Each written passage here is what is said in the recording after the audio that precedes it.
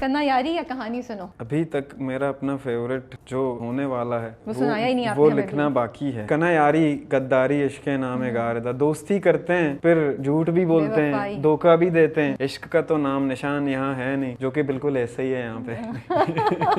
इतना दुखी दिल, ये तो है ना, आर्टिस्ट तो इसी तरह होते हैं ना। अच्छा, आप स्कूल नहीं गए हैं? जिंदगी ने पढ़ाया है काफी। लियारी का हर बच्चा, उसने क्या देखा है क्या नहीं देखा है, उसने वो सब देखा है जो उसे देखना नहीं चाहिए था। हालांकि टैलेंट है, सब कुछ है, अल्हम्दुलिल्लाह यहाँ तक आ गए हैं। जिससे कोई खता हुई हो कभी, हमको वो आदमी मिला ही नहीं जो ने लिया। मैं वो आदमी बनना चाहता हूँ कि बस मैं अगर गलत हूँ तो बस हाँ मैं गलत हूँ। प्यार हुआ था, इकरार हुआ या नहीं हुआ, कहाँ पहुँचे हैं अभी तक आप? दुआएं सुनो, सदाएं सुनो, मुझे प्यार हुआ था, इकरार हुआ था। Hey guys, अस्सलाम वालेकुम, this is Rabia and you watching me on Fusha magazine. आज थोड़ा सा मैं घबराई हुई हूँ। क्यों घबराई हुई हूँ? क्योंकि जो मेरे मेहमान हैं, सुना है वो कम बोलते हैं, तो मुझे कहा गया है कि ये चैलेंज होगा कि उनको बुलवाया जाए और उनसे कहानियाँ सुनी जाएं। वैसे तो कहानी सुनो बहुत सुनाते भी हैं और सुनवाते भी हैं वो। कन्ना यारी, कहानी सुनो, अगर ये दोनों गाने आपकी प्लेलिस्ट में नहीं है इस वक्त तो अभी जाइए और उसको इंक्लूड कीजिए। वैसे तो I doubt that if you are a Pakistani या आप साउथ एशिया से कहीं बिलोंग करते हैं तो ये इनमें से कोई एक गाना तो आपकी प्लेलिस्ट में होगा ही होगा और इस पर कहीं ना कहीं तो आपने मुस्कुरा के इसको एंजॉय किया ही होगा। मेरे साथ आज हैं Kaifi Khalil. I am really excited कि हम उनसे गुफ्तगू करेंगे। जितनी थोड़ी बहुत रिसर्च की है, उनका जर्नी बहुत इंटरेस्टिंग है, बहुत इंस्पायरिंग है। मुझे जब मैं उनके बारे में रिसर्च करी थी, सॉरी इंट्रो लंबा हो रहा है, you guys will have to bear with me, क्योंकि मैं हमेशा ये बात कहती हूँ, पाकिस्तान में लोग अपने हीरोज़ क्रिएट नहीं करते। We have so many heroes जो यंग भी हो सकते हैं, जो थोड़ी एज के भी हो सकते हैं, लेकिन हम अपने लोगों को ओन करके उनको उस तरीके से नहीं प्रेजेंट करते जिस तरीके से करना चाहिए। कैफ़ी की कहानी भी मुझे एक ऐसी ही कहानी लगती है। जब मैंने उनके बारे में पढ़ा और जाना तो मुझे लगा कि ये वो कहानी है जो हमारी यूथ को सुननी चाहिए। वो तमाम लोग जो किसी भी फील्ड से बिलोंग करते हैं या किसी भी फील्ड से ताल्लुक़ रखते हैं और कुछ करना चाहते हैं, कैफ़ी की कहानी वो कहानी है जो उनको राह दिखाएगी कि कोशिश करते रहो, कामयाबी ज़रूर तुम्हारा रास्ता देखेगी। तो आइए मिलते हैं कैफ़ी खलील से और कुछ उनके बारे में जानते हैं। अस्सलाम वालेकुम कैफ़ी, कैसे हैं आप? वालेकुम अस्सलाम, अल्हम्दुलिल्लाह, आप कैसे हैं? खैरियत? बिल्कुल ठीक ठाक। यस, उन्होंने एक लफ्ज़ में जवाब नहीं दिया, 3 लाइन्स हो रही हैं, सो दैट्स ग्रेट। सो कैफ़ी, आज आप मेरा स्ट्रेस थोड़ा कम करेंगे ना? आज आप ज़्यादा बात करेंगे। जी जी बिल्कुल। सबसे पहले तो शुक्रिया कि आपने मुझे बुलाया यहाँ पे और अपनी कहानी के बारे में। हम आर्टिस्ट कभी कभी चाहते हैं कि हमसे कोई पूछे कि कैसा रहा सफ़र, किस तरह आप यहाँ आए, अच्छा लगता है। तो इस तरह ये मुझे आपकी बड़ी बात अच्छी लगी कि आपने कहा कि कहानी सुनानी चाहिए, क्योंकि ज़्यादा तो लोग कहानी सुनाने से हिचकिचाते हैं। जी जी हाँ, ऐसा भी है, कुछ लोग हैं ऐसे। तो हम आर्टिस्ट हैं, हम बस बोलते रहते हैं, लिखते रहते हैं, जो देखते हैं, जो सुनते हैं, जो होता है उसको लिख लेते हैं, जो कह नहीं पाते उसको गा लेते हैं, ऐसा करते रहते हैं बस। अच्छा, मैं थोड़ा सा बलोची ट्राई करने लगी हूँ आपके साथ, मेरा मजाक मत उड़ाइएगा।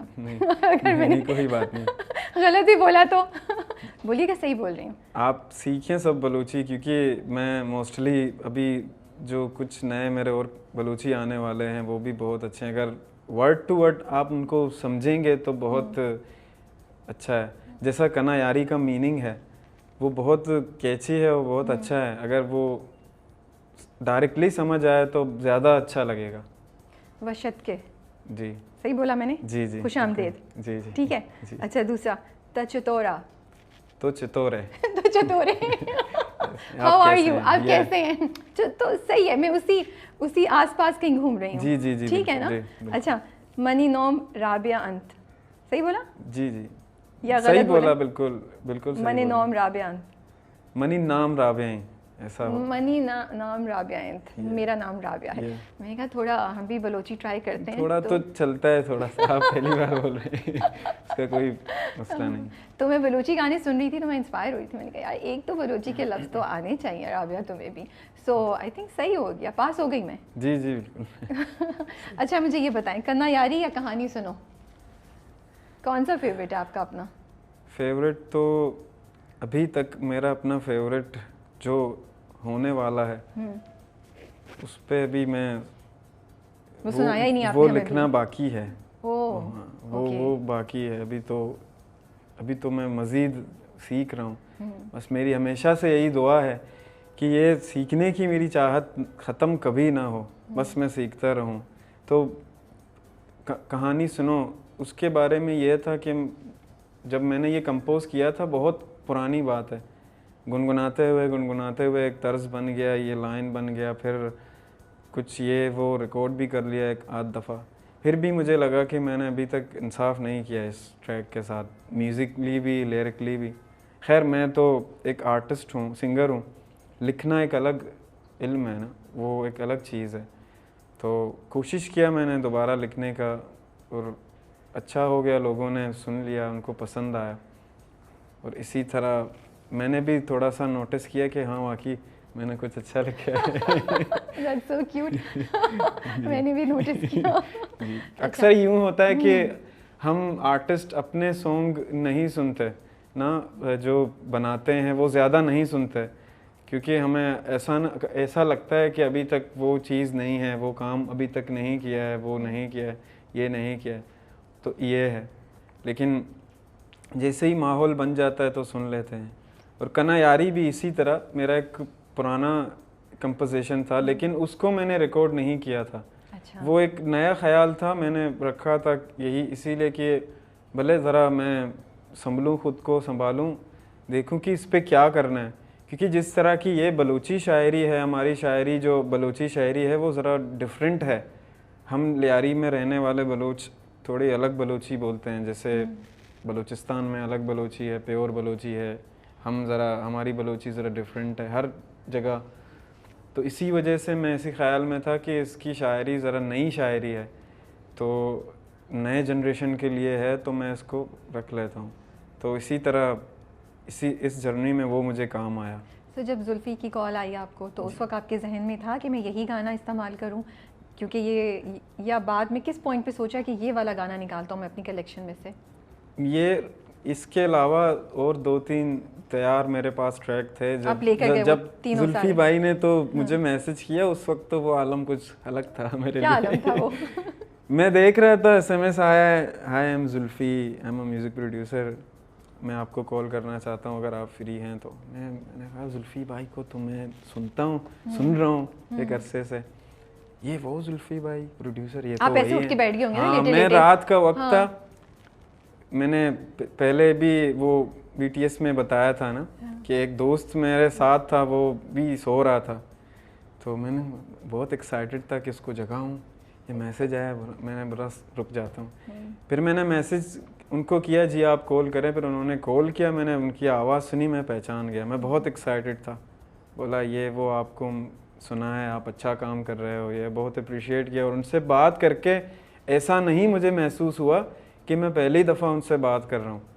बस उन्होंने कहा आपको ये है सीज़न 14 के लिए आपको मैंने चुना है, बस आपके पास क्या है आप मुझे सुनाओ। मैं बहुत एक्साइटेड हूँ। मैंने फ़ौरन उसी वक्त उनको जो था मैंने भेज दिया। उसी वक्त भेज दिया आपने? हाँ उसी वक्त, बहुत एक्साइटेड था। वो रात तो आप सोए नहीं होंगे? हाँ मैं बहुत, फिर एक तो किसी को बताने की इजाज़त भी नहीं थी ना, कि बताना नहीं था। उन्होंने ऐसे मुझे बताया कि मुझे मतलब इस तरह पहले पता था ना, हमारे दोस्त हैं इल्यूजी के भाई जैसे, उन्होंने भी कोक स्टूडियो में काम किया है, वो आर्टिस्ट हैं, वो भी मेरे साथ होते हैं, तो उनसे अक्सर गपशप होती थी, तो वो मुझे बताते थे कि किसी को बताना नहीं है, सीक्रेट रखना है, जैसा है, मतलब लॉयल रहना है ना, सीधी सी बात है।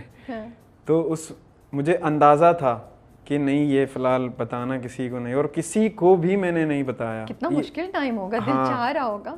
किसी को भी नहीं बताया। और मेरा इरादा यही था कि मेरे सारे जो दोस्त जो ख़ास मेरे दोस्त हैं, जिन्होंने उस वक्त मेरा साथ दिया जब मैं कुछ भी नहीं था। अब वो मुझे देखेंगे तो उनको कितनी खुशी होगी और उनकी खुशी से मैं कितना खुश हो जाऊंगा।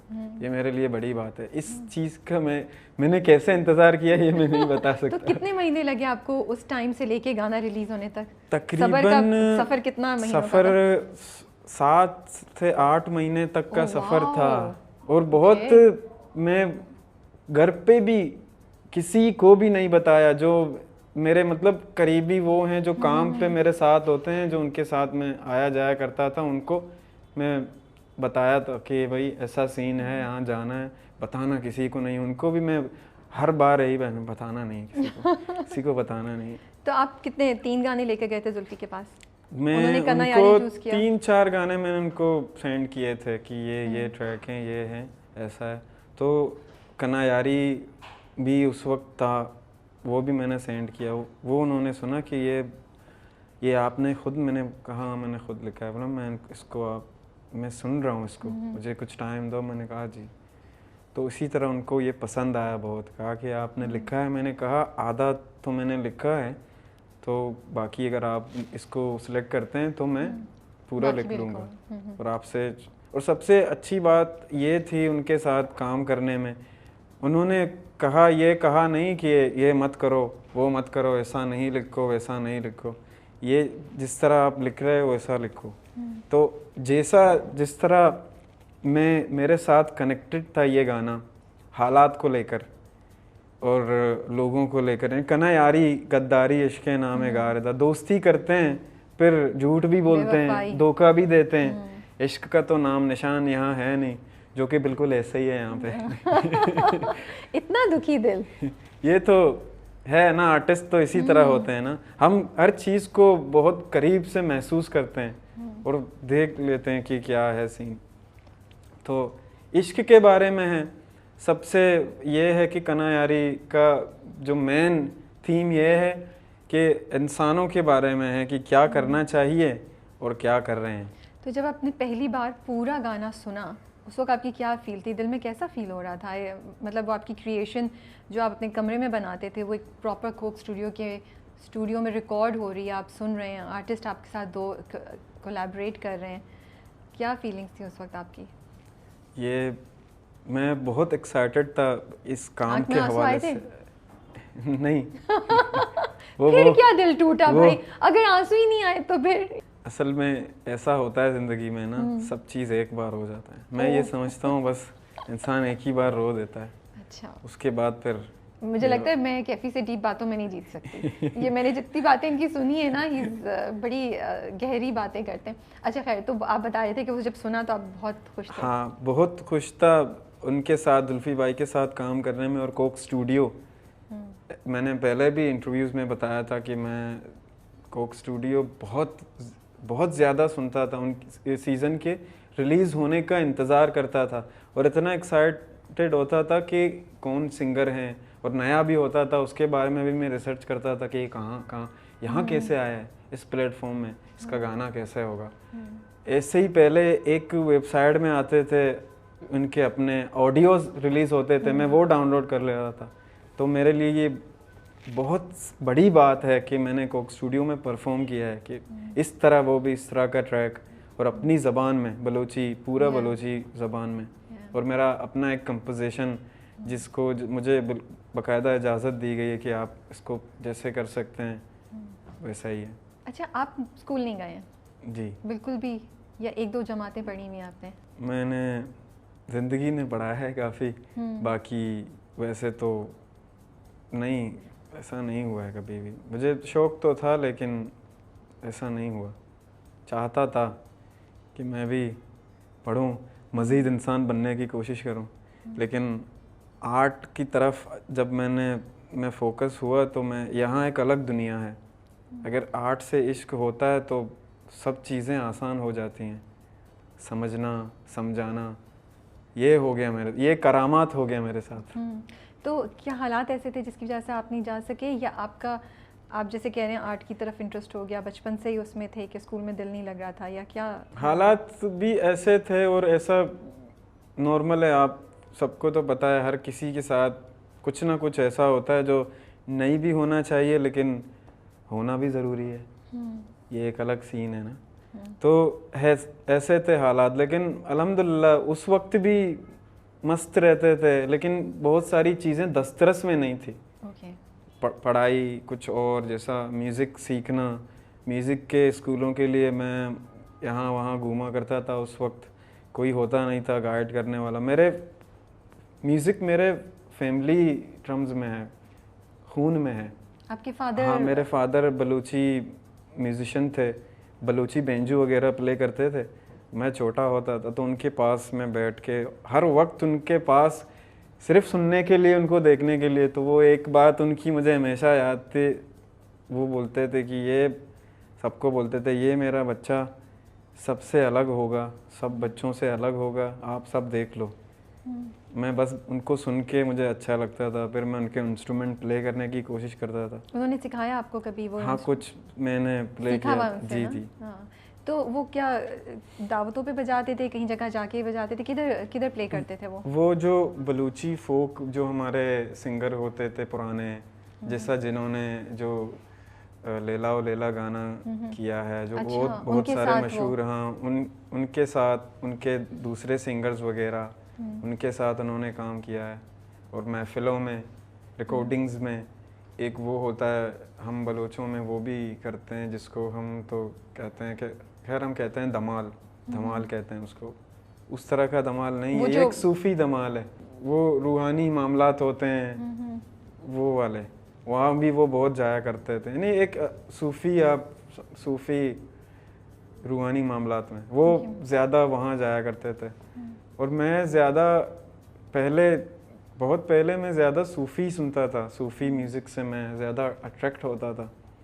लेकिन सूफ़ी सुनने के बाद हर वक्त मैं बहुत ज़्यादा डीप होने लगता था कि ये दुनिया, लोग, ये शोर शराबा और एक तरफ सूफ़ीज़म, खामोशी, प्यार, मोहब्बत अपनी धुन में है, ये चीज़ें मुझे सीखने को मिली। फिर मेरे लोगों ने सुना, मैंने बलूची गुनगुनाना स्टार्ट किया तो सब ने अप्रिशिएट किया कि आप बहुत अच्छा कर रहे हो, करने में इसी तरह फिर ये कैफ़ी कलील बन गया।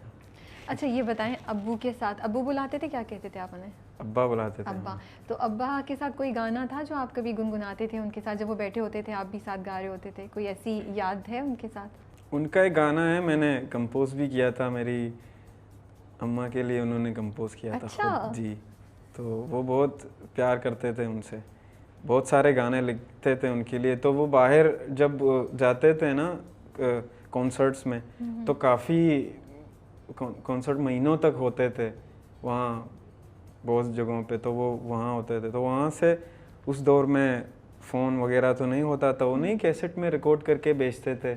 अच्छा, तो कैसेट बना के बेचते थे? हाँ, कैसेट पहले तो बहुत सारी बातें करते थे, फिर एंड में कहते थे कि ये गाना है, इसके लिए, इनके लिए है, मैंने लिखा है। अब एंड अपना नाम भी, उनका नाम भी ऐड करते थे। कितनी खूबसूरत कहानी। वो है आपके पास कैसेट्स? वो कैसेट्स तो खैर बारिशें, सैलाब, ये सारा उनमें चले गए, लेकिन कुछ ऐसे इनके यादगार ट्रैक हैं उन्होंने जो लिखे हैं, मैंने कोशिश किए थे दोबारा कवर करने के किए। खैर उनके जैसा तो मैं नहीं कर पाया, अपना एक मेरा रंग है वो मैंने किया। उनका इश्क अलग था, मेरा इश्क अलग था। बिल्कुल, आपका इश्क अलग होगा, उनका इश्क अलग था। आपको याद आते हैं वो, अब आप सोचते हैं कभी कि इस वक्त वो होते तो कितना फ़ख्र महसूस करते हैं? मुझे याद आते हैं और अच्छा लगता है कि वो वाकई वो होते हैं, उनको बहुत खुशी होती, क्योंकि मैंने बताया था कि 9 बहन भाई हैं, तो उनमें से कोई भी म्यूज़िक उन्होंने सीखा नहीं। बड़े भाई थे, वो भी मसरूफ़ हो गए, शायरी बहुत अच्छा करते थे। लेकिन जो म्यूज़िक में जिस तरह मैं था, मेरे अंदर मुझे नहीं लगता मैं हूँ, सारा म्यूज़िक है। अगर आप म्यूज़िक को हटा कर मुझे देखेंगे तो कुछ नहीं दिखेगा। तो इस तरह ज़िंदगी गुजारना आसान होती है? मैं जब भी ऐसी बात सुनती हूँ, जो लोग इतनी पैशनेट होते हैं अपनी कला के बारे में, अपने अंदर जो भी उनका टैलेंट होता है, तो मुझे जहन में ये ख्याल आता है कि ज़िंदगी गुजारना आसान होता है या मुश्किल हो जाती है? इसके बगैर है, इसके साथ, दोनों चीज़ों में। इनफैक्ट एक्चुअली इसके साथ, क्योंकि फिर आपको इसके अलावा कुछ नज़र नहीं आता है, शायद ऐसा होता है। मेरे लिए ये ऐसा है ना, मेरे पास एक ऐसी वजह है, बस अल्लाह ताला ने दे दिया है, ये उनके करम है।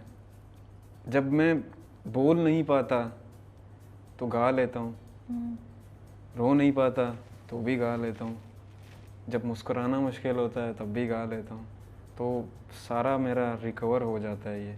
तो आपके लिए ज़िंदगी को आसान कर रहा है। हाँ, बहुत ज़्यादा। उसके अलावा एक अलग पीस है मेरे अंदर, मुझे शोर शराबा ये नहीं, बस एक खामोशी जो है, जो अपने साथ, बस मैं अपने साथ हूँ मज़े में, और कुछ नहीं, बस इसके साथ आर्ट है, मैं गा लेता हूँ, कोशिश करता हूँ, लोग सुनते हैं, उनको अच्छा लगता है, बड़ी बात है। तो इसको लेकर एक बहुत बड़ी वजह है मेरे पास जीने के लिए, वरना बेवजह जीना तो आपको पता है वो मुझे ज़्यादा मुश्किल लगता है। ये नंबर 101 गहरी बात बाय कैफी खलील। गाने ले तो मैं तो किताब लिखने वाली हूँ कैफी आपके ऊपर, आपकी ये गहरी बातों पे। तो बस ये सीखा है मैंने ज़िंदगी तो जब वो कॉन्सर्ट्स पे जाते थे तब तो आपके माली हालात बेहतर होते होंगे, या तब भी मुश्किल थी? वो जब वो होते थे तो अल्हम्दुलिल्लाह, मतलब ऐसा नहीं होता था। वो बचपन में गुजर गए थे। बहुत तो छोटे थे क्या? हाँ, मैं बहुत उस वक्त तो बहुत छोटा था, बहुत ज़्यादा छोटा था, बहुत, मतलब याद है कुछ मुझे कि ऐसा उनकी तबीयत ख़राब हुई थी, लेकिन बहुत पुरानी बात है ये। और जब वो होते थे तो अल्हम्दुलिल्लाह सारा, उसके बाद फिर बड़े भाई थे, वो पढ़ रहे थे खुद, उनको पढ़ना था, वो डॉक्टर भी बनना चाहते थे, लेकिन उन्होंने भी अपनी ज़िंदगी के साथ कॉम्प्रोमाइज़ किया। हम बहन भाइयों को संभाला, काम किया, 2-2 3-3 जगह, वो एक नॉर्मल चलता रहा ज़िंदगी का। लेकिन जो म्यूज़िकली अगर मैं कुछ मुझे चाहिए होता था तो मैं ज़ाहिर नहीं करता था, मैं समझ जाता था कि हालात ऐसे नहीं हैं कि मैं कुछ ज़ाहिर करूं, हालांकि करूं तो होंगे लेकिन ऐसे नहीं। तो ये मुझे करना था कि बस खुद करना है, कहीं भी जाना है खुद करना है, अगर कुछ लेना है तो कुछ करना है, काम करना है, बस खुद करना है। ये है ज़िंदगी के साथ, ये अंडरस्टैंडिंग था। तो किस एज से आपने काम करना शुरू किया खुद से, और क्या काम करते थे आप? मैं पहले तो छोटे छोटे दुकानें होती थी, जैसे इजी लोड वगैरह के शॉप्स होते थे, वहाँ पे मैं दुकान में बैठा करता था। तो मैं सोचता था कि मुझे गिटार लेना है, एक तो मुझे किसी ने यहाँ पे बताया नहीं होता था कि गिटार मिलता कहाँ है। ये मेरे लिए बहुत, किसी से पूछो तो बताता नहीं है, नहीं बाहर से मिलेगा ये वो। कितने बड़े थे आप? मैं तकरीबन उस वक्त मेरे ख्याल से 15 साल या और आपको था कि मुझे गिटार पे फिक्स थे, गिटार फोकस था कि मुझे गिटार हाँ, चाहिए?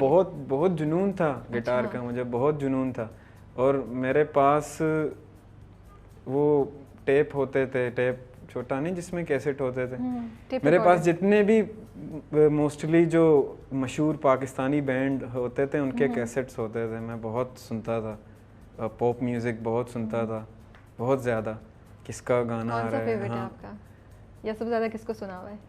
सबको सुनता था, जैसे आतिफ असलम होते थे, जुनून, सारे स्ट्रिंग्स, ये सुनता था। हालांकि उस वक्त मुझे ज़्यादा लिरिकली मैं छोटा होता था, मुझे समझ नहीं आते थे, लेकिन म्यूज़िकली मैं कनेक्ट होता था, कहीं ना कहीं सुन लेता था। अच्छा, तो इजी रोड की दुकानों पे काम कर रहे थे, गिटार के लिए पैसे जमा कर रहे थे जी। फिर और क्या, और फिर पता कैसे चला कि गिटार कहाँ से मिलेगा? फिर मुझे बताया किसी ने कि सदर में एक जगह है जहाँ सेकेंड हैंड गिटार मिलते हैं, हमने सुना है। मैं किसी दोस्त के साथ गया तो वहाँ मेरा जो पहला तनख्वाह मुझे मिला महीने का 1500 रुपया, उससे मैंने गिटार ख़रीदा। और मुझे याद है मैं बहुत एक्साइटेड था, बहुत ज़्यादा। मैं बस पे आया, बस पे गए थे हम, फिर बस पे आ गए। इरादा था रिक्शे पे आने का, लेकिन फिर कुछ बचा नहीं, फिर हम बस पे आ गए। ऐसा मतलब मुश्किल से दूर है ना यहाँ से, हमारे यहाँ से बस भी रुक के चली जाती है ना, और बस चेंज भी करनी पड़ी होती है। हाँ, लेकिन वो उसी जगह पे हम पिक करते थे। लेकिन मैं बहुत एक्साइटेड था, उस वक्त आता नहीं था कि ये किस तरह प्ले करते हैं, कैसे प्ले करते हैं। फिर कुछ दोस्तों ने मुझे बताया कि आप यूट्यूब है, यूट्यूब से सीखें। मुझे पता भी नहीं था कि यूट्यूब क्या है।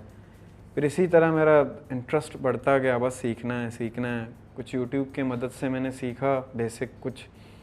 फिर मैड स्कूल का कैसे पता चला? अच्छा रुके मुझे मालूम करना है पहले, और किस किस्म की नौकरियां की आपने? 1500, ये आज से कितने साल पहले की बात है? 1500 में गिटार आ गया, मुझे काफ़ी हैरानी हो रही है। सेकेंड हैंड था ना वो असल में, उस वक्त तो इतना वो नहीं होता था, इतने लोग परेशान नहीं होते थे। अभी तो कुछ नया सीन है, अब तो नहीं मिलेगा। हाँ अभी तो अलग अलग सीन है। अच्छा, तो सबसे ज़्यादा मुश्किल कौन सी नौकरी थी जो की? सबसे ज़्यादा मुश्किल नौकरियां तो खैर मैं बचपन में से ही करते थे ना, घर में जैसे माहौल होते थे, बड़े भाई थे वो जहाँ काम करने जाते थे तो वो लेके जाते थे, हाँ उनके साथ पार्ट टाइम छोटे मोटे काम करके, कभी कभी 20-30 रुपए मुझे दिहाड़ी मिलते थे दिन में, उनको जमा करके मैं कैसेट्स लेता था। मेरे पास एक वो क्या कहते हैं, कलेक्शन है पूरी, हाँ, आपके पास कैसेट्स एक बड़ा डब्बा होता था, उसमें सिर्फ कैसेट्स वगैरह होते थे मेरे पर्सनल। कोई हाथ नहीं लगाता था उनको, बस वही एक समय मेरे खाना होता था वो।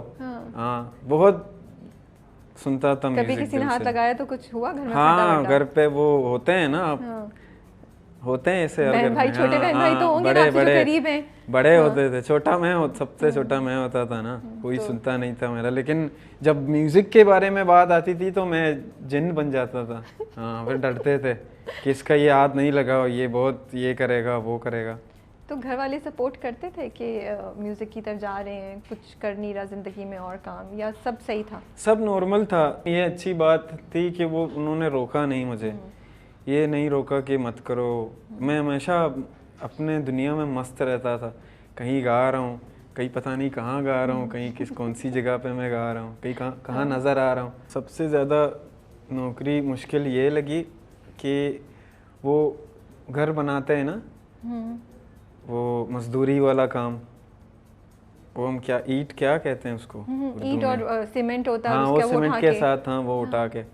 एक दो दफ़ा मैं बहुत बीमार हो गया। वज़न उठाना बड़ी बात है ना, मैं छोटा होता था लेकिन करना पड़ता था। तो इसी तरह मुझे म्यूज़िक के कुछ चीज़ वगैरह लेने होते थे या सुनना होता था। सुनने को पहले कैसेट्स वगैरह लेने पड़ते थे, फिर सीडी का दौर आया, वो थोड़ा महंगा था। फिर उसके लिए भी ये काम शाम, 1-1.5 महीने तक काम, फिर काम ये वो। फिर जब गिटार तक मैं पहुंचा उस वक्त फिर मैं यहाँ वहाँ जहाँ भी मैं प्ले करता था, और मैं आंख बंद करके प्ले करता हूँ ना, मेरी आदत है। तो बाद में जब भी मैं उठता था वहाँ से घर जाने के लिए, तो मैं जेब में या ये जेब में हाथ लगाता था तो पैसे हैं, लोग डालना करते थे। हाँ लेकिन पता नहीं होता था कि कौन करता है कौन डालता है। मैं अपने माहौल में होता था, बस वो जरिया बना देता है जिस तरह उसको देना होता है ना, यूं होता। तो इस मुझे बहुत हेल्प मिला इससे। फिर मैंने एक अच्छा उससे थोड़ा अच्छा गिटार सदर एक शॉप है वहाँ से ख़रीदा। वो भी फिर थोड़ा ऐसा नहीं था कि मज़ा आया, लेकिन काम चल गया। तो ये ख्याल कैसे आया कि मैं कहीं भी बैठ के बस बजाना शुरू कर दूं? और क्या गाते थे आप? मैं असल में ख्याल ये नहीं आया, ये हो गया जब मैंने पहली बार कब हुआ? जब मैंने सीखा दोस्तों के सामने मैं बस गाता रहा। पहले तो कुछ दोस्त ऐसे होते थे जो हमारे एरिया में, वो तो डेली मुझे डिमोटिवेट करते थे, ये क्या है तुम ये सीख रहे हो, हंसते थे मुझ पर, ये वो फलाना टिमकाना। तो मैं नहीं सुनता था। और कुछ ऐसे भी दोस्त होते थे जो मुझे सपोर्ट करते थे, नहीं कहते थे कि आप करो, बस अच्छा लग रहा है करो, अच्छा है करो। हालांकि आता मुझे कुछ नहीं था। फिर सीखा, फिर कुछ सीखा, कुछ बजाया, अच्छा लगा, लोगों को मज़ा आया उनको सुनने में। फिर उससे मैं बहुत मोटिवेट हुआ। फिर मैं यहाँ वहाँ गाना, हालांकि जो गाना एक नेचुरल मेरी आदत है, मैं मतलब सामने नहीं रख के आप लिखेंगे ऐसा नहीं होगा, बस आ जाएगा। अभी आप गिटार लाओगे तो आ जाएगा, कुछ भी स्टार्ट कर देंगे हो जाएगा। और ये नहीं पता आपको कि क्या करना है, ये भी हम अभी करते हैं। तो फिर आपने ये उर्दू लिखना, उर्दू को इतना बेहतर समझना, ये कैसे हुआ जब आप स्कूल भी नहीं गए हैं? ये यूं हुआ कि मैंने मेरे बड़े भाई शायर थे, उनके बुक्स वगैरह ये वो लेके मैं जाया करता था दोस्तों के साथ। उनको भी कभी कभी पूछा करता था। वो ऐसा नहीं है कि वो मुझे पढ़ाई करने नहीं लेके जाते थे। मेरी ज़िद यही थी घर में कि जब तक अम्मा नहीं आएंगी मैं किसी की कोई बात नहीं सुनूंगा। लाडले थे आप। हाँ, मैं उनके बगैर नहीं होता था, लेकिन वक्त ने सारा कर दिया। फिर ये ज़रा हो गया यहाँ से, फिर मैं अपने अना में आ गया था कि मैं नहीं चाहूँगा, नहीं करूँगा कुछ भी। लेकिन जुनून था कि पढ़ना है, लिखना है। शेर व शायरी का तो बचपन से मैं वो था कि भाई शायरी अच्छा लगता था। मेरे बड़े भाई कहते बोलते थे तो अच्छा कभी कभी समझ, आप उनसे उठा लेते थे जब वो बोलते थे? बिल्कुल बिल्कुल डीपली जगजीत सिंह के गजल सुनता था मैं बचपन में। तो वहाँ से चीजें पिक कर लेते थे। हाँ।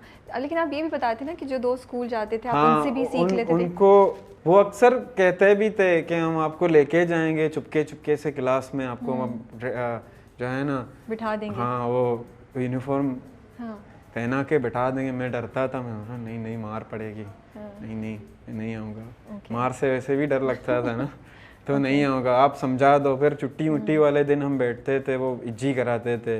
ऐसे ऐसे ऐसे ऐसे इसी तरह बहुत ज़ोर लगा के उर्दू में। उर्दू इंग्लिश का तो मतलब वो टाइपिंग का तो मैं एक्सपर्ट हो गए थे। हाँ, समझ गया। वो इतना मुश्किल नहीं था। और कुछ सीखना है तो बचपन से मैं यही था, अगर कुछ करना है, कुछ सीखना है, वो तो हो जाता था, वो हो ही जाता है।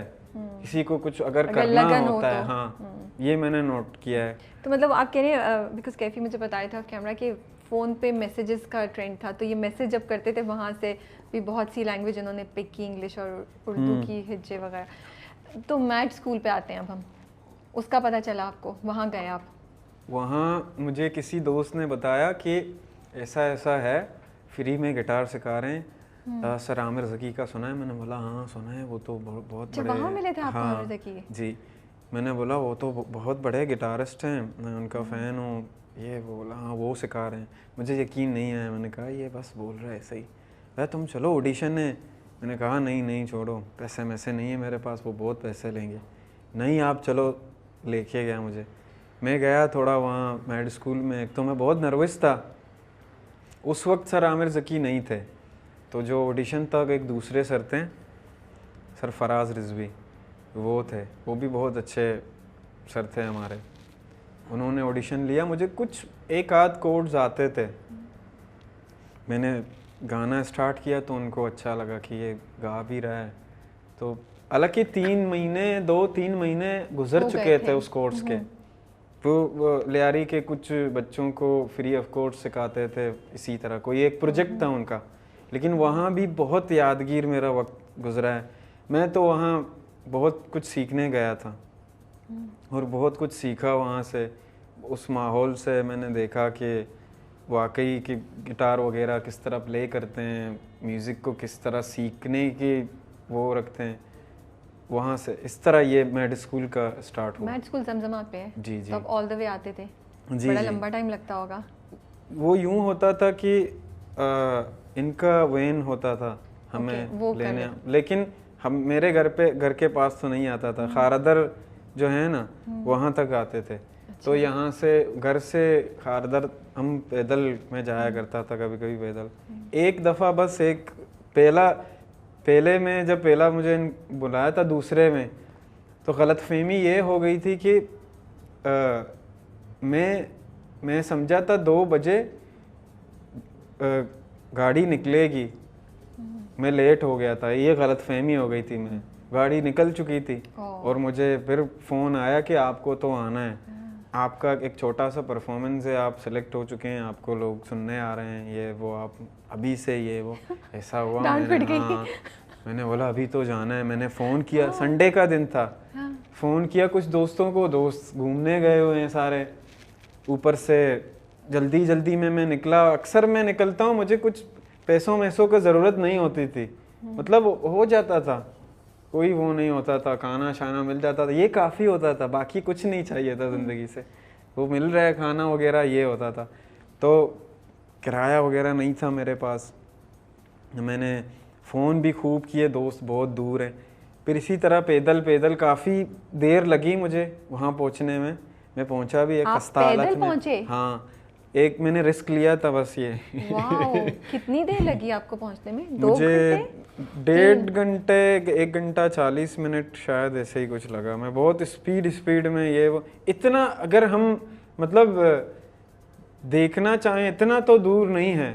जो रेगुलर पैदल आता जाता नहीं है, कोई स्पोर्ट में नहीं है, उसके लिए वाकई बहुत मुश्किल है। 1.5 घंटा और कराची मेरा में वॉक करना? इसलिए मुझे कोई प्रॉब्लम नहीं हुआ क्योंकि मैं हर जगह पैदल जाया करता था। मुझे वॉक करना बहुत पसंद है अभी भी। अभी तो खैर कुछ अलग सीन है, लेकिन मुझे बहुत पसंद है। अच्छा, मुझे बताएं तो वो आमिर ज़की से कब आपने सीखना शुरू किया? हाँ, आमिर ज़की से मैंने दूसरे सीजन बार में, मुलाकात कब हुई? दूसरे सीजन में उनसे मुलाकात हुई। दूसरे सीजन में कुछ अलग, फिर एक अलग प्रोजेक्ट था, उनसे मुलाकात हुई। और कुछ और स्टूडेंट्स थे, दोस्त थे, वो भी थे मेरे साथ।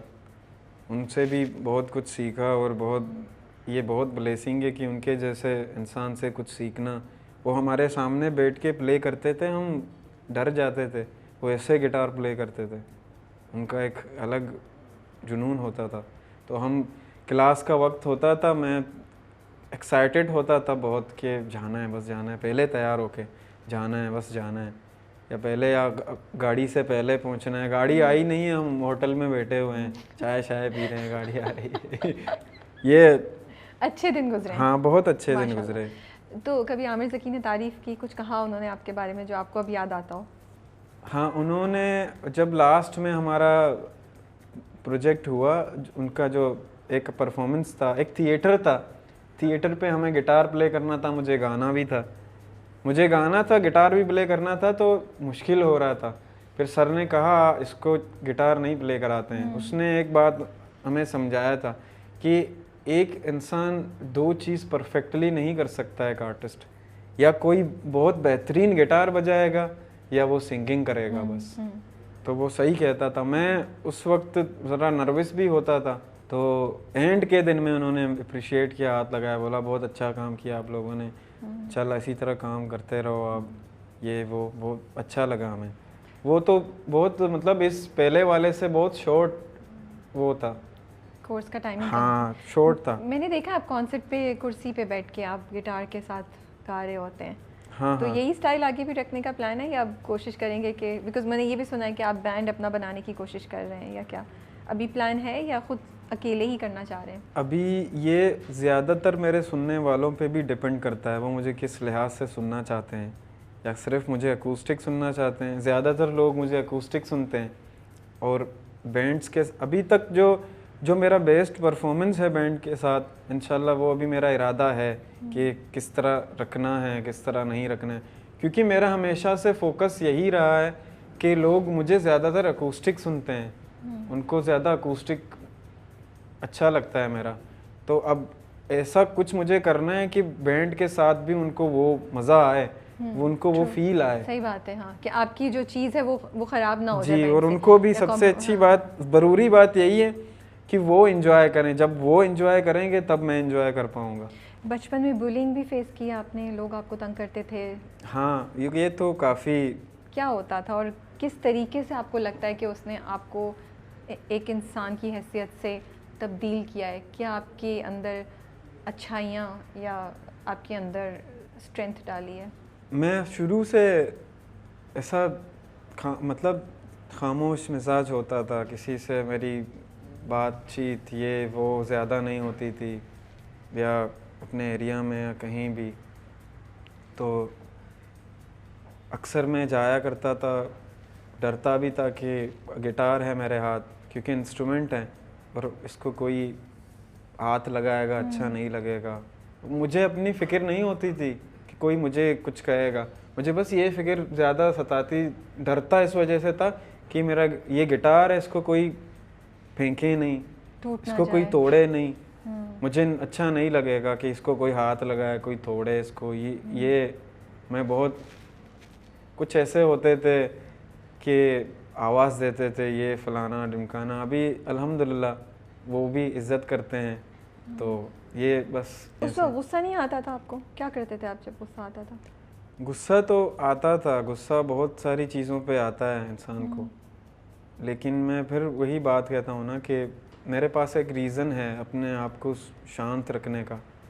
कुछ ऐसे भी रीज़न ज़िंदगी में होते हैं जिनको लेकर बहुत गुस्सा आ जाता है, लेकिन फिर उसके बाद क्या है, ज़िंदगी सर्द मिजाजी से सोचा जाए तो मैं शांत होता हूँ कि हाँ ये है, ये फ़लाना है, ये ढिमकाना है। बहुत सारे ऐसे हालात मैंने फ़ेस किए हैं। आपको तो लियारी का हर बच्चा, कल ही मैं नहीं हूँ, हर बच्चे को आप देखो, उसने क्या देखा है, क्या नहीं देखा है। उसने वो सब देखा है जो उसे देखना नहीं चाहिए था। हालांकि टैलेंट है, सब कुछ है, लेकिन फिर भी हमने देखा है, हमने झेला है, लेकिन बस अल्हम्दुलिल्लाह यहाँ तक आ गए हैं। लियारी के बारे में क्या बात है जो आप बताना चाहेंगे मुझे, सारी दुनिया को, जो लोग सुन रहे हैं आपको, जो आपको लगता है लोगों को नहीं पता लियारी के बारे में? लियारी के बारे में ये लोगों को अक्सरियत नहीं पता। मैं अक्सर ये कहीं जाता हूँ, मुझे लोग पूछते हैं लियारी, यार बहुत ख़तरनाक जगह है, बहुत ही है। तो मैं इसको कहता हूँ ऐसा नहीं है कि इंसान बसते हैं हर जगह। ख़तरनाक एक्चुअल जगह नहीं होते, तो इंसान होते हैं कुछ, और वो हर जगह होते हैं।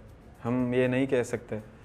ये है लियारी के लोगों में मोहब्बत बहुत है, आर्ट है, स्पोर्ट है जो कि सबको पता है। स्पोर्ट तो ऐसा है वहाँ पे आप एक गली दो गली बस स्पोर्ट ही स्पोर्ट है।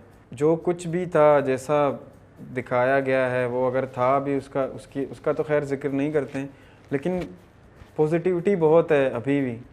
लोग प्यार करते हैं, अप्रिशिएट करते हैं, लोगों को अच्छा लगता है। अभी लोग ऐसे मतलब मेरी इज़्ज़त करते हैं लियारी पे, कि उनको अच्छा लगता है कि लियारी का है, ये हमारे लियारी से है, ये आर्टिस्ट है, इसने यहाँ परफॉर्म किया है, ये अच्छा है, सलाम करते हैं, अच्छा लगता है। ये चीज़ें हैं लियारी में। कौन सी खाने की जगह वहाँ पे, अगर मैं बोलूँ मुझे लियारी का टूर चाहिए, मैं लियारी आ रही हूँ, तो मुझे कौन सी खाने की जगह लेके जाएंगे लियारी और में? क्या होगा? बहुत सारे हैं, मशहूर हैं, आपने सुने हैं। आप कहाँ लेके जाएंगे? आप मेरे गाइड हैं, आप मुझे दिखा रहे हैं। आप अब खाने पे डिपेंड करता है आप क्या खाएंगे। नहीं, आपकी चॉइस है।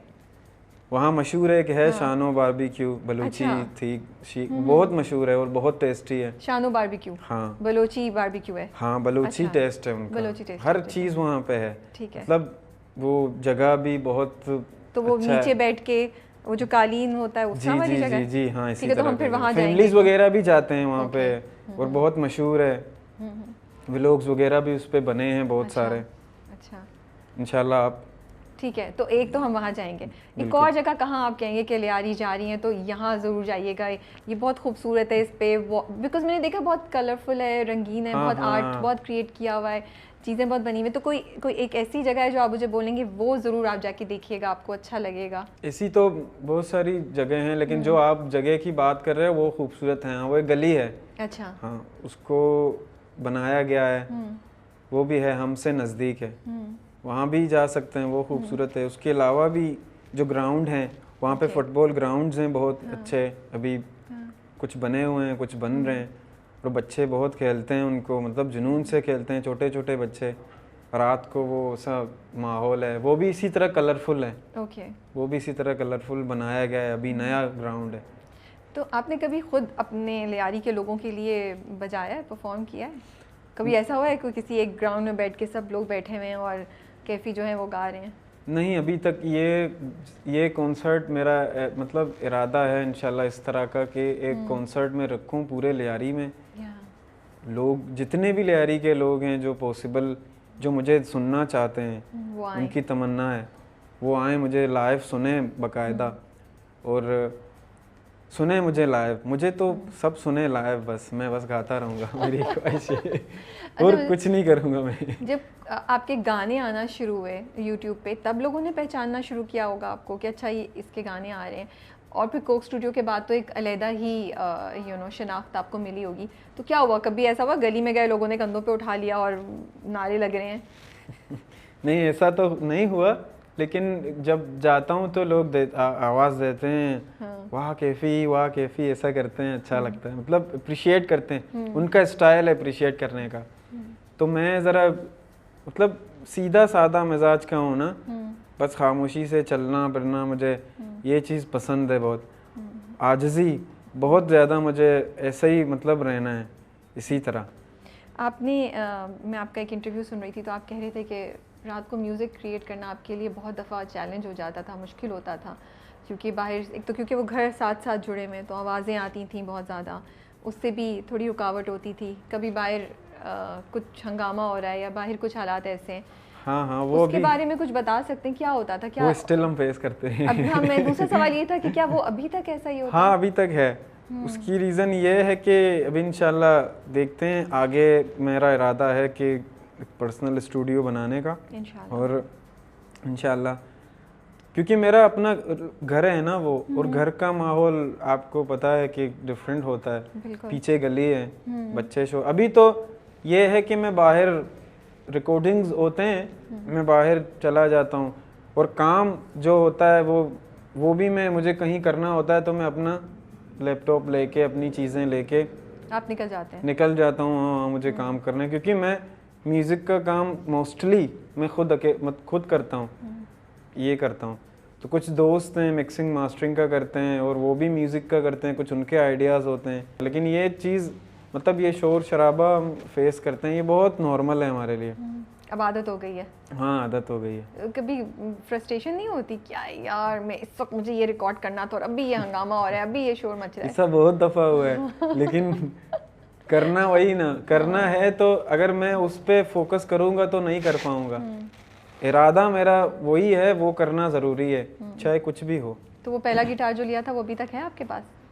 नहीं, मेरा एक है सीन मेरे पास, जो आता है गिटार वगैरह, तो जो कुछ दोस्त होते हैं वो भी सीख रहे हैं तो उनको चले जाते हैं। अरे वो रख लें, हम बोलेंगे कैफी का पहला गिटार था, हम रखते उसको, सेलिब्रेट करते, ये तो बड़ी हाँ ये भी ज़रूरी था, लेकिन आपने दे दिया, किसी दोस्त को दे दिया? उस वक्त हाँ ज़रूरी यही था कि किसी दोस्त ने मुझसे मांगा था वो, तो मेरे पास था तो मैंने दे दिया, बोला रखो। उसके अलावा भी तो मुझे मतलब मिलता है इस तरह के गिटार वगैरह, ये चीज़ें मैं ये समझता हूँ कि अगर मेरे पास ऐसे ही रखा है तो कोई काम आएगा, वो ज़्यादा ज़रूरी है कि कोई यूज़ करेगा उसको। वो गिटार के लिए भी सही है क्योंकि वो प्ले हो रहा है ना। कैफी ने गहरी बातों के साथ साथ राबिया को शर्मिंदा भी कर दिया। कैफी आपकी बात बिल्कुल सही है। नहीं ऐसी बात नहीं। देखिए मैं अपनी तरफ से सेलिब्रेट करना चाही थी कैफी को। नहीं आप सही कहते हैं, आपका जज्बा बिल्कुल सही है, मदद करना ज्यादा इम्पोर्टेंट है। आप बिल्कुल सही कह रहे हैं अपनी जगह। ऐसा ये भी चीजें जरूरी हैं, बहुत जरूरी है। आप सही कह रहे हैं, मैं इसको बहुत अप्रिशिएट कर रही हूँ कि आपका ये जज्बा है और आप आगे भी मदद करना चाह रहे हैं अपने आसपास लोगों की, जिनको कर सकते हैं आप। अच्छा, तो वो जो गाना है कहानी सुनो, मुझे प्यार हुआ था इकरार हुआ था, तो फिर क्या प्यार हुआ था, इकरार हुआ या नहीं हुआ, कहाँ पहुँचे हैं अभी तक आप? इस किस्से पे भी किस्सा है? ओके। इस किस्से पे भी मजीद मेरा लिखना जारी है। हम लिखने की बात थोड़ी कर रहे हैं, तो जो हुआ था हम वो किस्सा सुनना तो अभी वो वाज़े होना बाकी है ना, ये कह रहा था। वो मतलब बाकी है अभी तक, इकरार होना बाकी है अभी नहीं। वो पूरा कि एक्चुअल हुआ क्या था, क्या हुआ था, वो एक बस वो है, हाइको है, ये उनका है, तो इसको मैं कहता हूँ फिर आप समझें। हमने समझा था जिंदगी तुमको, हमने समझा था जिंदगी तुमको, था का मतलब तो तुम्हें आता है। अच्छा, तो वो था या है या होता था, तो हमें इंटरेस्ट है तो वो किस्सा सुन लेते हैं। वो था, बस था, वो था ही रहेगा अब कुछ नहीं हो सकता। मूव ऑन कर गए आप, मूव ऑन कर गए। हाँ, दिल टूटा था। अब वो तो मोस्टली वैसे टूटता रहता है, लेकिन अभी पक्का हो चुका है, अभी नहीं टूटेगा। मतलब वो जो आप कितनी ढेर सारी फीमेल फैंस हैं, उनको बेचारों को बोलूं कि कोई चांस नहीं है या है? अभी इस पे मैं काम कर रहा हूँ ना, खुद पे भी। मैं जब खुद मिल जाऊंगा, खुद को अपनी तलाश जारी है कि मैंने कहाँ खो दिया है खुद को, मिलूंगा तो सबसे मिला दूंगा। कभी कभी किसी से मिलके भी तो आप खुद को पा लेते हैं। हाँ, ये बहुत बड़ी बात कह दी।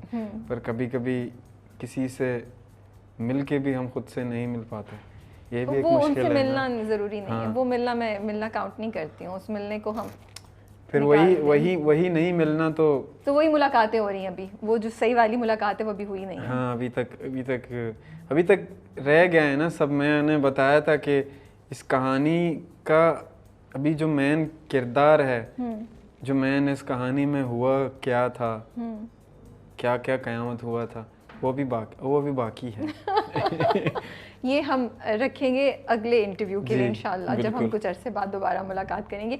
अभी हमने कहा एक छोटा सा कैफ़ी को थोड़ा सा तंग तो किया जाए ना। अब इतना मशहूर गाना जो हर कोई गा रहा है, उसकी कहानी थोड़ी सी। वैसे क्या जो आपके गाने होते हैं वो किसी ना किसी इवेंट, किसी फीलिंग, किसी चीज़ से इंस्पायर होके होते हैं? हाँ बिल्कुल, मेरे नज़दीक बहुत सारी ऐसी चीज़ें हैं जिनको मैंने बहुत ऑब्ज़र्व किया है, करीब से महसूस किया है कि क्या है, फिर उनको मैंने उतारा है लफ्ज़ों के तौर पर, फिर गाने की कोशिश की है, फिर लोगों को अच्छा लगा है, ये हुआ है।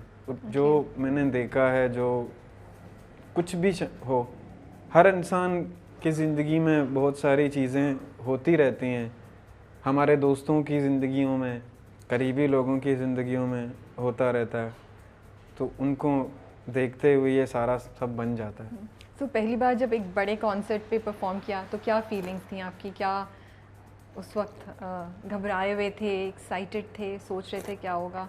मैं बहुत खुश था लोगों को देखते हुए कि वो इंतज़ार कर रहे थे मेरा। उन्होंने चिल्लाना शुरू कर दिया। अच्छा। हाँ, मतलब बहुत बड़ी बात है मेरे लिए ये, बहुत ज़्यादा, इतना बहुत ज़्यादा है ये, इतना प्यार मिलना लोगों से बहुत ज़्यादा है। और मुझे ये महसूस होता है कि मेरा आर्ट ज़ाया नहीं जा रहा। लोग मुझे सुन रहे हैं, वो मुझे प्यार करते हैं, सुनते हैं, उनको अच्छा लगता है। और बहुत बहुत ज़्यादा काफ़ी ज़िंदगी के लिए, जीने के लिए ना, ये बहुत मस्त काफ़ी है। और क्या है, और कुछ भी नहीं बचा है मतलब ज़िंदगी में। ये बहुत अलग बात है। आपकी जो ये अंदाज़ है ना, जिस तरीके से आप इतने खुश है ज़िंदगी की स्टेज पे, और जो आपके पास है उसको देख के इतने मुतमईन है, वो मुझे बहुत इंस्पायर कर रहा है कि इंसान के पास जो कुछ है उसको एंजॉय करना चाहिए। और मुझे लग रहा है कि जो कुछ इस वक्त है आप उसको एंजॉय कर रहे हैं। बहुत से लोग होते हैं उनको चीज़ मिल जाती है, वो उसको एंजॉय नहीं करते हैं, वो आगे से आगे बढ़ने की लगन में ना भूल जाते हैं कि इस लम्हे को भी हमें वैल्यू करना है, अप्रिशिएट करना है। बट मुझे लगता है आप कर रहे हैं। वो गाना है ना मस्त, वो मेरा ऑल्सो, हालांकि मुझे समझ नहीं आती वो बलोची में है, लेकिन मुझे वो एक तारीफ है, एक रोमांटिक तारीफ है किसी के लिए कि आप ऐसी हैं, आपकी सारी अदा मस्त, सब सारी अदाएं मस्त। और उसमें ज़िक्र है उसके आने का, जाने का। जिस शायर ने लिखा है उसने बहुत खूबसूरती से लिखा है। हमारे बलोच अच्छे शायर हैं, इरशाद परवाज़, उनका ये शेर है। तो एक तरह के फोक हैं ये भी। मुझे अच्छा लगा तो मैंने कवर किया उसकी शायरी के मीनिंग्स। लियारी की स्ट्रीट्स में, उनकी गलियों में जो आप पले बढ़े, और बहुत एक्सपीरियंसेस आपके, बहुत हर किस्म के तजुर्बात ज़िंदगी में हुए, देखा आपने कुछ। आपको क्या लगता है आप ये जो आप अब एज अ पर्सन हैं, उसमें क्या 2-3 चीज़ें हैं जो लियारी की स्ट्रीट्स ने आपके अंदर क्रिएट की हैं, आपको बनाया है? मैंने ये देखा है कि लियारी के जो लोग हैं, बच्चे हैं या बड़े हैं, वो हार नहीं मानते, मतलब जीते रहते हैं हर हालात में, हंस रहे हैं, खुश हैं, नाच रहे हैं, बच्चे हैं, बड़े हैं। अभी जैसे कि फ़ुटबॉल का माहौल चल रहा है वहाँ पे, अभी रातों को हाँ, मैंने देखी जश्न हो रहा है वहाँ। बहुत तो आप अच्छा देखें, हाँ। एक वो वक्त होता था, हर खुशी का मौका वो ये नहीं सोचते कि हम ये हैं, हमारे पास ये होता है, हमारे पास ये नहीं है, वो नहीं है, फलाना नहीं है, नहीं, मस्त हैं, जी रहे हैं यार, हर तरह की कोशिश करते रहते हैं। ये मुझे अच्छा लगता है। और ये चीज़ आपके अंदर भी आई है जी, कि बेसिकली सरवाइव करना, किसी भी तरीके से हार ना मानना, एक चीज़ ये है जी। इसी हिम्मत से मुझे बहुत पॉजिटिव वाइब्स आने लगते हैं। बट आप अपने आप को देखते हैं तो आपको क्या लगता है कि मैं लियारी में पला बढ़ा हूँ, और यहाँ पला बड़ा होने की वजह से मेरे अंदर ये गुण हैं जो शायद लोगों को नहीं पता, लेकिन अगर मैं यहाँ नहीं होता तो शायद मेरे अंदर ये गुण नहीं होते। हाँ बिल्कुल ऐसे ही। अगर मैं लियारी में नहीं होता तो मैं यहाँ नहीं होता, कुछ और होता फिर। ये तो सबसे खूबसूरत बात बोली आपने। आई थिंक वो जो लोग सुन रहे होंगे लियारी के वो बहुत खुश होंगे ये सुनकर। मेरा ये होना सारा किरदार यही है कि मुझे वहाँ पैदा होना था, वही होना था, वो सारा सब कुछ देखना था, इसी तरह आना था, तो इसी तरह वो कहानी बन गया। क्या सोचते हैं लियारी के लिए क्या करेंगे आप आगे जाके? कोई 2-3 चीज़ें आती हैं कैफ़ी के दिमाग में जब कैफ़ी खुद रात को बैठे सोच रहे होते कि मैंने ये सब कुछ फेस किया, ये जगह है जिसने मुझे शनाख्त दी, मैं यहाँ से। ये बड़ी अच्छी बात कही आपने। मैं कोशिश यही है कि लियारी में म्यूज़िक के स्कूल्स बने और अच्छे प्रोफेशनल तरीके के स्कूल बने म्यूज़िक, क्योंकि बच्चे वहाँ हैं ऐसे जिनको कोई सपोर्ट नहीं है, जो मेरी तरह हैं, जो मुझसे भी बुरे हालात में हैं, ऐसे भी अभी बच्चे हैं जो मैं था, ऐसे हैं। तो उनके लिए आसानी ये होगी कि वो सीखेंगे। और जो बच्चा ज़्यादा आर्ट के तरफ मुतवज्जे होता है तो उसको आर्ट सीखना चाहिए, आर्ट की तरफ होना चाहिए। तो कोई एक इंस्टीट्यूशन आपके जहन में है कि आप इंशाल्लाह बनाएंगे फ्यूचर में लियारी में, जहाँ आर्ट, म्यूज़िक, ये सब चीज़ें बच्चों को फैसिलिटेट कर सकें आप? हाँ, ये इंशाल्लाह मेरा ड्रीम है। अब देखते हैं कि क्या कर सकते हैं, टाइम कितना लगता है। ये जो अंदर दर्द आया है आपके, ये जो अंदर इतनी छोटी सी उम्र पे इतना ठहराव और इतना एक्सपीरियंस आ गया है, आपको लगता है कि आगे जाती हुई ज़िंदगी में ये दूर हो जाएगा, ख़त्म हो जाएगा, या आप इसको रखना चाहते हैं? क्योंकि बहुत से लोग कहते हैं ना कि नहीं, ये दर्द रहता है तो फिर उस दर्द से जो कला निकलती है उसकी बात ही और होती है, उस दर्द से जो टैलेंट निकलता है उसकी बात ही कुछ और होती है। आप भी इसी में बिलीव करते हैं? बिलीव मैं करता हूँ इसमें भी, लेकिन एक और ये बात है कि कोई चीज़ ज़्यादा देर तक नहीं रहता, ये भी एक है। इंसान हील कर जाता है। हाँ, चेंज हो जाता है, हील कर जाता है। पहले एक वक्त होता है किसी की याद बार बार आ जाती है, एक ये भी ज़माना आता है 1 साल बाद आती है और अचानक आ जाती है, फिर चली भी जाती है, पता भी नहीं चलता। ये यूँ होता है, ऐसे होना ज़्यादा बेहतर है। तो इस तरह हम पॉजिटिव रहते हैं।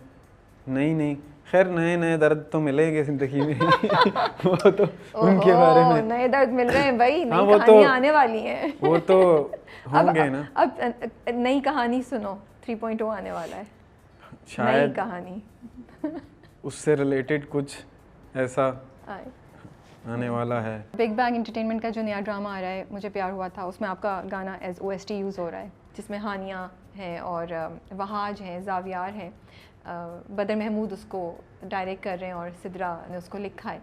कभी सोचा था कि ये गाना जो है वो एज एन OST इतनी बड़ी कास्ट के साथ आएगा? सोचा तो नहीं था। मैंने जब लोगों को पसंद आया, अच्छा लगा, मैं उस बात से यानी बहुत खुश हो, ये काफ़ी हो गया था मेरे लिए कि मैंने जो एक छोटी सी मेहनत की वो रंग लाई। और लोग, मेरे टीम मुझे स्क्रीनशॉट कभी कभी दिखाते हैं कमेंट्स के, कोई क्या कमेंट्स कर रहा है, कोई क्या कमेंट्स कर रहा है। बहुत कुछ पॉजिटिव हैं, कुछ टूटे हुए लोग हैं, वो कर रहे हैं। मतलब नेगेटिविटी आती है? हाँ, नेगेटिविटी तो इंसानों में आएगी, ये तो होगी, लेकिन पॉजिटिव भी लोग हैं। ऐसा है, कहीं ना कहीं है ऐसा है कि नेगेटिविटी कमेंट्स वगैरह बहुत ज़्यादा हो जाता है, लेकिन फोकस सारा पॉजिटिविटी पे है। चलें, दैट्स गुड। ये लोग हैं जो डिज़र्व करते हैं, उन लोगों के लिए जीना तो ज़रूरी है बहुत। ये मेरा मिशन है। अच्छा, तो OST पे आते हैं। हाँ। तो वो क्या आपने देखा है, वीडियो देखी है? वो उसका टीज़र जो OST का आया, वो कितना खूबसूरत लग रहा है। दोस्तों ने देखा और कुछ दोस्तों ने देखा, उनको पता नहीं था, वो बहुत खुश हुए। मेरे बड़े भाई वो तो देखते हैं ड्रामा वगैरह, उनको पसंद है बहुत। उनको बताया, उनको बहुत बेसब्री से इंतज़ार है, बोला कि ये ड्रामा आया, मैं इसे देखता हूँ। फिर मेरी अम्मा हैं, वो भी ड्रामा, पाकिस्तानी बहुत ड्रामास देखती हैं, तो उनको भी इंतज़ार है कि ये ड्रामा आए। सब कुछ दोस्त ऐसे भी हैं जो ड्रामा नहीं देखते, लेकिन अब देखेंगे। हाँ, उनको भी इंतज़ार है कि इस ड्रामे को देखेंगे। ये कितनी अच्छी बात है। तो आपने हानिया वहाज किसी से कोई मैसेज आया, कोई कहा किसी ने कि आपने इतना अच्छा? वहाज अली से मैसेज उन्होंने मैसेज किया। वहाज ने किया मैसेज आपको? हाँ, क्या कहा वहाज ने? कहा कि बहुत ब्यूटीफुल आप गाना। मैंने कहा आप भी बहुत अच्छे आर्टिस्ट हैं, तो आपके लिए भी कामयाबी की दुआ है हमेशा। तो ये आपकी आवाज़ उनके ऊपर इतनी खूबसूरत लग रही है। उनका कैरेक्टर ही ऐसा है ना। ये तो ड्रामा देख के हमें पता चलेगा कि क्या है, बट अभी तो बहुत खूबसूरत लग रहा है पूरा जो आपका। तो आपने उसको थोड़ा सा डिफरेंट तरीके से गाया है इसके लिए? हाँ, क्या चेंज किया आपने? हाँ, उसको रिक्रिएट किया है ना हमने दोबारा, उसके लिए उसको मज़ीद खूबसूरत किया है। क्या 2-3 चीज़ें अगर आप हमें बता सकें? 2-3 चीज़ें या हमें फील नहीं होगा अगर हम सुने, आपको लगता है? मुझे आप अगर सुनेंगे तो ज़्यादा अच्छे से समझ पाएंगे। मैंने सुना, मुझे एक्चुअली मैं तो फिर विजुअल भी देख रही थी, सुन भी रही थी, लेकिन पूरा आएगा तो आप सुनेंगे, आप तब समझेंगे। हाँ, ये बात मैंने ये भी पूरा उसमें वो खूबसूरती रखी है जो थी, क्योंकि उसको नहीं हम कर सकते कुछ, वो एक नक्शा बन चुका है। अब ये गाना किसी और के साथ, किसी बड़े म्यूजिशियन के साथ है, किसी के साथ भी किया जाए, लेकिन जो लोगों ने समझा है उसको, पहले सुना है, उसकी बात वो नक्शा अलग बन जाता है ना एक चीज़। सही बात है। तो ये है। मैं एक काम बहुत ज़्यादा करता हूँ, मैं बता रहा हूँ, कार्टून बहुत देखता हूँ। अच्छा, कौन से कार्टून देखते हैं? टॉम एंड जेरी, कोई भी कार्टून। कार्टून बहुत ज़रूरी है इस दुनिया से कटने के लिए, बहुत ज़रूरी कैरेक्टर हैं कार्टून है बस। तो आप टॉम के फैन हैं, जेरी के फैन हैं? मैं फैन तो जेरी का हूँ, लेकिन टॉम पे तरस आता है ना, वो तो कभी जीतता, वो जीत के भी हार जाता है बेचारा टॉम। सही कह रहे हैं, पता नहीं क्या सीन है, उसके ऊपर इरिटेशन भी होती है, लेकिन क्या मसला है टॉम का? उसका नसीब यही है, बस हारना है उसको। हाँ। ये जो जिसने बनाया था ना, उसने ज्यादती की है टॉम के साथ, उसको बेचारे को बहुत पिटवाता है वो जी। बट कौन से पाकिस्तानी सिंगर हैं जो आपका दिल चाहता है कि आप उनके साथ परफॉर्म करें, आप उनके कुछ गाएं, उनके साथ परफॉर्म करें? बहुत सारे ऐसे आर्टिस्ट हैं जिनके साथ मैं परफॉर्म करना चाहता हूँ, लेकिन अपने रंग में, एक जो मेरा स्टाइल है म्यूज़िक का, एक काम होता है कि जो है ना, ये काम है, ये फलाना के साथ आपने वो करना है, एक काम मुझे करना है, वो डिफरेंट है। तो बहुत सारे ऐसे आर्टिस्ट हैं, क्यूबी हैं, कुर्रतुल्लैन बलोच, उनके साथ काम करने का मन है, और बहुत सारे आर्टिस्ट और भी हैं जो मेल हैं। क्या फ्यूचर में क्या प्लान है? आप कहाँ देख रहे हैं अपने आप को 1 साल 2 साल में, या बस छोड़ा हुआ है? सच बताऊँ? सच बताएं। मुश्किल है। सच बताना मुश्किल है। सच ये है कि फ्यूचर में, अभी से लेकर फ्यूचर तक, कभी भी जब तक मैं हूँ, मैं बस एक इंसान बनने की कोशिश में हूँ। वो बन जाऊँगा ना तो कुछ भी मुश्किल नहीं होगा। चलिए, मेरी दुआ है कि आपकी ये जो मैं कोशिश कर रहा हूँ, ये बहुत मुश्किल है। आप क्यों कहते हैं कि मैं इंसान बनने की कोशिश कर रहा हूँ? ऐसा क्या हुआ है, या ऐसा आपने क्या किया है जो आपको लगता है कि आपको अभी भी अपने आप को और बेहतर करना है? मुझे लगता ये है कि मतलब कोई भी इंसान कंप्लीट नहीं है, ये मेरा पॉइंट ऑफ व्यू है ना। लेकिन जितना मैं आपसे बात कर रही हूँ ना, उतना मुझे लग रहा है कि आपके अंदर ये चाह बहुत ज़्यादा है कि मुझे जो मैं हूँ उससे भी बेहतर से बेहतर बनना है। एक होता है अपने आर्ट को बेहतर करना, अपनी जो भी काम कर, आप एज अ इंसान, मुझे ये आप में बड़ा नज़र आया है कि you want to become a better version of yourself. जी, उसकी वजह ये है कि मैं ये चाहता हूँ कि सबसे हमेशा मैं प्यार बांटता फिरूँ, सबसे हमेशा, लेकिन हमेशा हम एक जैसे नहीं रहते। तो कभी कभी मेरा एक फ़ैन फॉलोइंग है छोटा सा, लोग सुनते हैं, मैं परफॉर्म करते हुए उतरता हूँ तो कुछ लोग होते हैं तस्वीर लेने, उनको मौका नहीं मिलता, तो मैं चाहता हूँ कि मिले उनको मौका, तो उनके दिल में कुछ ना कुछ तो रह जाता होगा। कोई एजन हम किसी को, मतलब ऐसा नहीं है कि हर्ट नहीं करता है, हो जाता है, इंसान है। तो इस वजह से मैं यही कहता हूँ कि ये इस वजह को लेकर जैसे भी किसी इंसान के साथ मैं बुरा ना करूँ, कभी किसी के साथ झूठ ना बोलूँ, किसी को धोखा ना दूं, ये इंसानों के लिए बहुत बड़ा मतलब सीन है, ये कोई नॉर्मल बात नहीं है। सही कह रहे हैं। हाँ, ऐसे होना, ऐसे रहना, तो ये अगर हम कोशिश करें इसी तरह पॉजिटिव रहने की कि नहीं हाँ मेरी गलती है, मुझे ये बनना है, हाँ मैंने गलत किया है, मेरी गलती है, मुझे नहीं करना चाहिए था, मैं गलत हूँ। हमको वो जिससे कोई ख़ता हुई हो कभी, हमको वो आदमी मिला ही नहीं जो ने लिया। तो मैं वो आदमी बनना चाहता हूँ कि बस मैं अगर गलत हूँ तो बस हाँ मैं गलत हूँ, हाथ जोड़ना चाहता हूँ। ये मेरा है सीन बस। ये तो आज गहराई कि हम हाँ ना, गहराई ये जो में मैं जा हूँ चुके असल में ना, असली में यही हूँ। तो हम असल ही देखना चाहते थे। एक चीज़ जो मैं ये आपकी एक बात मुझे याद आ गई, आपने कहा था मैं बलोची गिटार और रेगुलर गिटार जो बजाने का तरीका होता है वो क्या बात थी, वो आप एक्सप्लेन कर दें। सॉरी मेरा जाहिलाना सवाल है बट आई वाज क्यूरियस, क्योंकि इसके बाद अब वो अच्छा जवाब देंगे। वो मैं एक्चुअली ये कह रहा था कि गिटार का एक अपना प्ले करने का अंदाज है। तो हमारे जो बलूची फोक दम्बूरा प्ले करते हैं, तो मैं मोस्टली उस स्टाइल में गिटार प्ले करता हूँ, अपना एक टच लाके। वो ज़रा यूनिक निकलता है, लोगों को पसंद आ जाता है।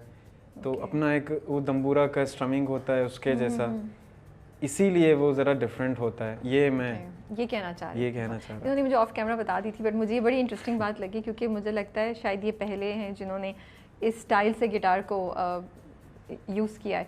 तो इस बात को मेंशन करना मुझे लगा इम्पॉर्टेंट है। तो आप हमें कहानी सुना दें थोड़ा सा, 2-3 उसके लिरिक्स। उसके बाद हम एक और वीडियो कर रहे हैं जिसमें आप कैफ़ी को बहुत से डिफरेंट टाइप के गाने सुनते हुए देख सकते हैं। ठीक है, तो गिटार से यही तो है ना दोस्त। अब कैफ़ी के दोस्त आ गए हैं, बेस्ट फ्रेंड। हाँ।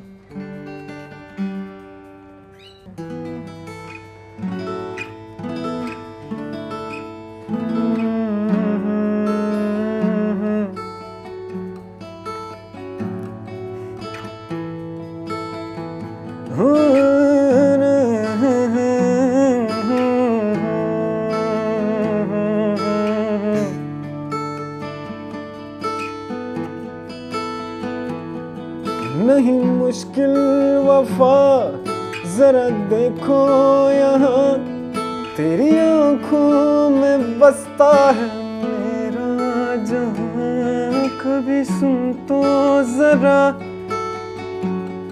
जो मैं कह ना सका, मेरी दुनिया तुम ही थे, तुम ही आसरा।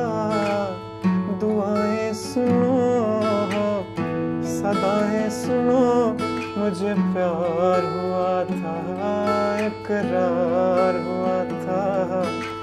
कहानी सुनो, जुबानी सुनो, मुझे प्यार हुआ था, इकरार हुआ था। ओह वाओ, शुक्रिया so nice, शुक्रिया। इतना अच्छा आपने गाया, बहुत शुक्रिया। मैं दिल चाह मैं सुनती रहूँ। शुक्रिया। बहुत बहुत अच्छा गाया आपने। Interesting fact about, actually interesting क्या, I think a moment to be very proud, एक बहुत फ़ख्र की बात है जो मुझे लगता है हमें शेयर करनी चाहिए। स्पॉटिफाई की लिस्ट्स निकलती हैं वीकली एंड मंथली। 31 मई को जब ये गाना रिलीज़ हुआ, उससे लेकर अब तक हर हफ्ते हर महीने स्पॉटिफाई की लिस्ट में कहानी सुनो टॉप पे रहता है, उस लिस्ट में रहता है। 25 नवंबर से लेकर 1 दिसंबर तक की जो लिस्ट थी टॉप सॉन्ग्स ऑफ पाकिस्तान, उसमें फर्स्ट पे पी डिलन और सेकंड पे कैफ़ी खलील का कहानी सुनो था। I think it's something to be really proud of and to appreciate and celebrate. Kaifi thank you so much, शुक्रिया आपका बहुत बहुत कि आपने इतना टाइम दिया हमें और हमारे से इतनी ढेर सारी बातें की। बहुत मज़ा आया आपकी कहानी सुनकर, और मेरी दुआ है कि आप जितने इस वक्त जितने हम्बल और जितने डाउन टू अर्थ और जितने you know accepting of everything around you हैं, उतने ही रहें और अल्लाह आपको बहुत कामयाबी दे, इज़्ज़त के साथ, आफ़ियत और खैरियत के साथ, और हम आपके बहुत गाने सुने और आप आगे आपको पाकिस्तान का नाम रोशन करते हुए देखें इंटरनेशनल प्लेटफॉर्म्स पे बहुत जल्द। बहुत शुक्रिया, ये सारी दुआएं आपके लिए भी हैं, आप भी हमेशा कामयाब और सलामत रहें। बहुत शुक्रिया, अच्छा लगा आपसे बात करके और थैंक यू आपने बुलाया यहाँ पे। शुक्रिया। I am gonna let him go at this and not making more comfortable. अगर आपने इंटरव्यू पूरा देखा है तो आज मैं उम्मीद करती हूँ कि इस इंटरव्यू के ज़रिए वो तमाम लोग जो ख्वाब देखते हैं और सोचते हैं कि शायद वो ख्वाब हमारे पूरे होंगे नहीं होंगे, उन्हें आज एक इंस्पिरेशन मिली हो, उन्हें एक उम्मीद मिली हो कि ख्वाब सच्चे होते हैं, मेहनत करनी चाहिए। और बहुत से इलाके जो पाकिस्तान में एग्जिस्ट करते हैं, जो इग्नोर हो रहे हैं इस वक्त, जहाँ पे इतना टैलेंट एग्जिस्ट करता है, मेरी दिल से दुआ है कि आई विश अल्लाह करे कोई इस चीज़ पे तवज्जो दे कि वहाँ जो टैलेंट है उसको सही राह दिखाई जाए, उसको यूटिलाइज़ किया जाए, उनके लिए भी और पाकिस्तान के लिए भी। इसके साथ ही हम आप सबको अल्लाह हाफ़िज़ बोलेंगे। Take care.